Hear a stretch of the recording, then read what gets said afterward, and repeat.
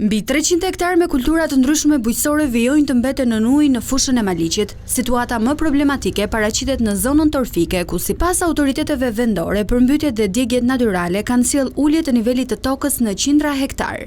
E gjithë kjo situatë ka ardhur si pasojë e çarjes të dy argjenaturave të lumit Devol edhe të lumit Dunavec, edhe që të mundësojmë parandalimin e këtyre dëmeve, duhet në radhë të parë të bëhet një investim në argjenaturat, në përforcimin e argjenaturave të dy këtyre lumeve, edhe pastaj patjetër duhen edhe investime kapitale në kullimin e fushës të Maliqit. Mes fermerëve të prekur janë dhe Arben Beqari dhe Bardhyl Beqiraj nga fshati Vreshtas, të cilët thonë se kanë humbur pothuajse të gjithë prodhimin bujqësor të mbjellë këtë sezon. 1 hektar me misë, ka ngelur misë, nuk im do ta marrim u prish, se mund ta vilmim deri në çik, të mimim deri në çik. Gruri mbaroi atë, gruri s'ka. Gruri 60% e gruirave këtu për shkak të përmbytjes.